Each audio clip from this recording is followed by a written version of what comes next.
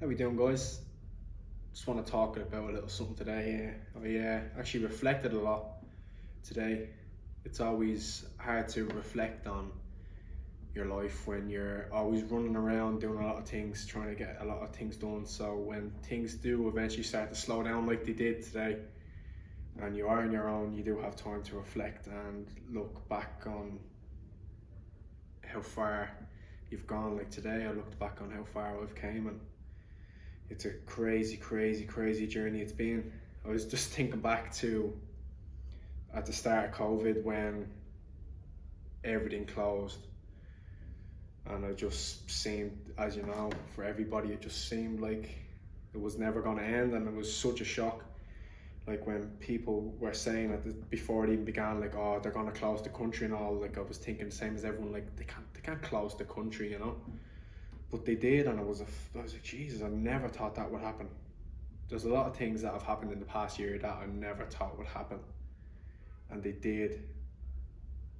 And it was only until now that I'm out the other side of it all, looking back on it all, that I look back and like, geez, that was a crazy, crazy old journey.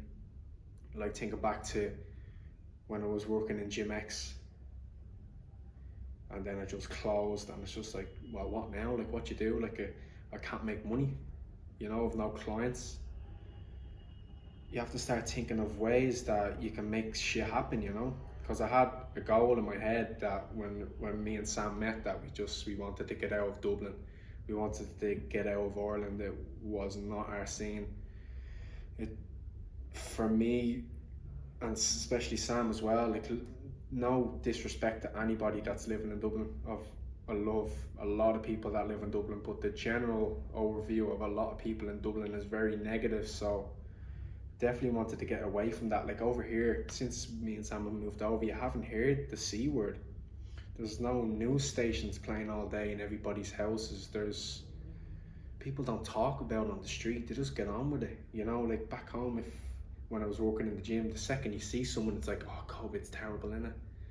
You know, it's, or like even without COVID being there, like you'd see someone and they'd be the first thing to say to you, oh, the weather's terrible.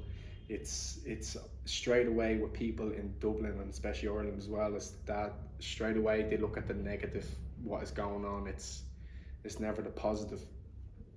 And it was even crazy being out here. Me and Sam went out with a few people we've met over here. We went out on a night out and we were in some bar, and it was crazy to look around and just see everybody enjoying themselves. There wasn't fights going on, there wasn't drugs everywhere, there wasn't people arguing. Everyone was just having a good time. But if you listen to the Spanish music, all the Spanish music is all happy and about having a good time at a party. You know, if you listen to the Irish music or the English music, it's all about breakups and hardship. So it kind of clicked in my head. If you listen to a certain culture's music, it tells you a lot about the people, you know. So at the start of COVID, like when everything shut, like it was crazy in the gym today, because it was like I was out in St. Anne's Park at 2 or 3 in the morning trying to train, when the outdoor gyms had like, they were all closed off with tape and everything because people weren't allowed on them. So I'd have to go down, like many people, to the park really, really late. So there was no one there to kind of tell me to move on. Getting it done no matter what, like. And after that was it was trying to make a gym out in my back garden, you know, trying to persuade my mum and dad first of all to let me kind of use that back garden for a few weeks. Like I started off with just a bar and a few plates, but before that was even squatting my mum with my mum on my back and bringing all my nieces over to the house so we could do deadlifts with my nieces and stuff, you know, trying to use any way I could possibly get my hands on. And like that, I said, I bought the bar and I bought the plates, and then it wasn't summer anymore, so it started raining all the time. So I had to figure out how I could train at the back and hold the rain off. So I got a gazebo. But the thing about having a gazebo, especially in Ireland, it's not always just rainy. It's really, really windy, so you can't have the gazebo up when it's windy. So it's having that attitude when it's lashing rain and it's windy, and you're like, I'm gonna train out the back no matter what. So you take the tent down because you have to, because it's gonna blow away. And you train out there with just your jacket on and the lashings of rain, and you don't care, because your goal that day was to wake up, eat and train, and whatever else happens in between doesn't matter, you do it. And anyway, it didn't even cross my mind that I wouldn't get a training session in. Wouldn't cross my mind. Same with the food. No matter what happens, that was the plan. We stuck to it. And like I said, me and Sam set a goal to move away. We wanted to move to maybe Malta first, but then it was just like a no-brainer to come to Portavenus because Sam grew up here. She spent many months here as a kid. It's good to go somewhere where you know very well. You'll slot in much easier because you know a lot of people, you know the area. It's much easier. It's a much easier transition, but it's at the same time you're like, well, how can you move over somewhere if you have no money? You know, no one's working. How can you make money? You know, so it went from how are you going to train when there's no gyms open to how are you going to make money when you can't. So what you have to do is you have to start thinking of ways you can make money, and that's what I did. It really struck with me that I get so many messages all the time of people, and I'm always there to talk to people, but you always hear it, especially that I've moved over here, is that a lot of people say, oh, what's Portavenus like, or what's Marbella like, and you text them back or whatever, and they're always like, oh, I'd love to do that, or I'd love to get away. And it's just like, do you really want to? Do you really want to move away? It's like, what's stopping you? You know, if someone like me who's not amazing, doesn't make the most amount of money in the world, and like I'm nothing special, like I feel like everybody in this world is exactly the same.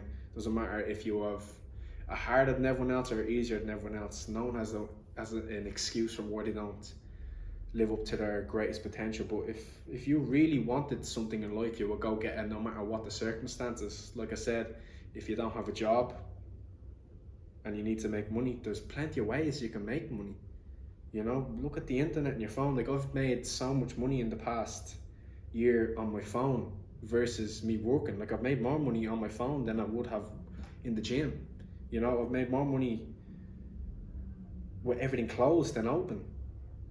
You can do whatever you want, doesn't matter what the circumstances are. Same with training. Like I've got so many texts when I was training in my backyard when everything's closed, and so many people are like, oh, where'd you get your equipment? How much was it? And oh, I'd love to have my own gym. It's like, well, what's stopping you?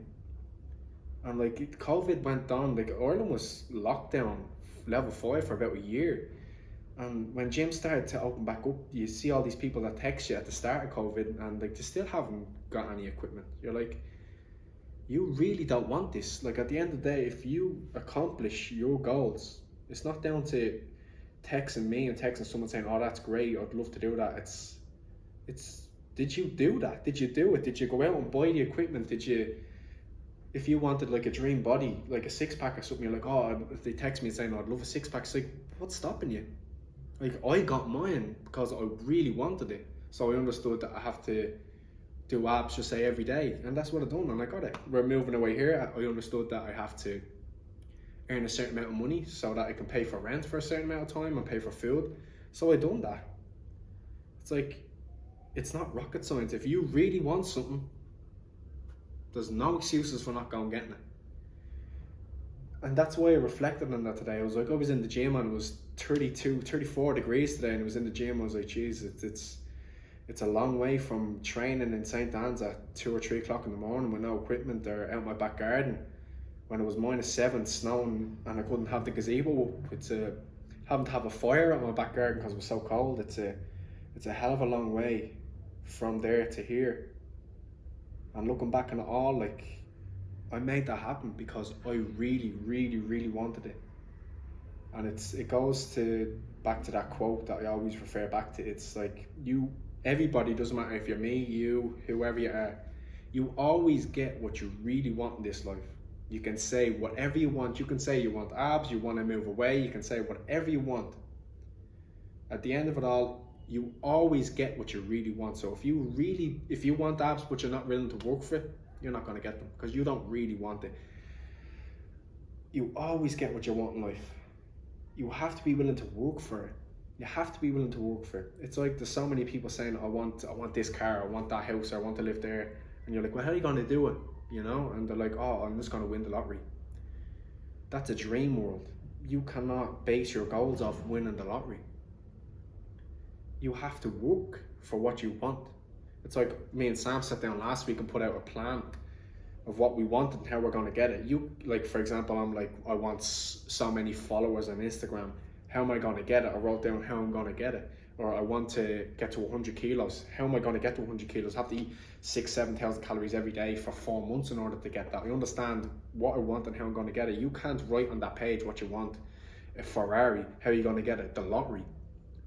There's no work in between Ferrari and lottery. It's an imaginary world that's more likely never going to happen for you. So the best thing you can do is, if you really want something, you have to understand that you have to work for that. There's no point in kneeling down and praying for something. Like I heard someone last week saying that the number one thing that people pray for is for things, having more money, having better health. It's like those things you can't pray for. This life you can't dream about. You have to go work for it and you have to go get it. I just wanted to put that message out there. So if you are like me and you really want something, there's no point in dreaming for it, praying for it to happen. You've got to realize what you want, and on the other side of the page, write down exactly how you're going to get it and go get it. It doesn't matter what the circumstances is. You can sit down and say, oh, it's the government's fault, it's Micheál Martin's fault that this is that way, and oh, the pubs aren't open, or my job's closed. I am living proof that you would need no job, no gym to stay in shape and get money.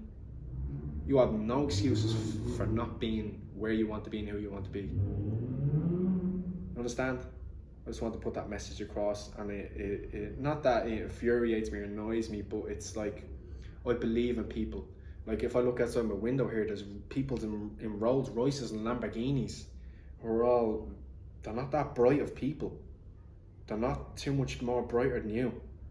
So if all these people can drive around in Lamborghinis and Ferraris and all, what's stopping you from doing it? I look at myself and I'm like, I'm way smarter than half the people out there driving Ferraris, Lamborghinis and Rolls Royces. Why can't I do that? Stop looking at yourself like a lesser than. Look at yourself like, if they're doing it, why can't I do it? And then put the work in. I don't want to go too much into this because I'm going to start getting angry. But believe in yourself. That's the number one thing. Believe in yourself and get the work in. Stop wishing and dreaming for things. Understand, if you want something, you've got to work for it. And whatever that vision is of where you want to be in a year's time, don't just say it to people, oh, I'd love to be there. Do it. Be about it. Don't just talk about it, be about it. So I hope I motivated a lot of people, and I hope I woke a lot of people up as well. Stop fooling yourself. Stop not believing in yourself. Stop saying, like, I hear a lot of people saying, like say if I give someone a diet plan or a workout plan and they're like, oh, I can't stick to a diet, that's just not me.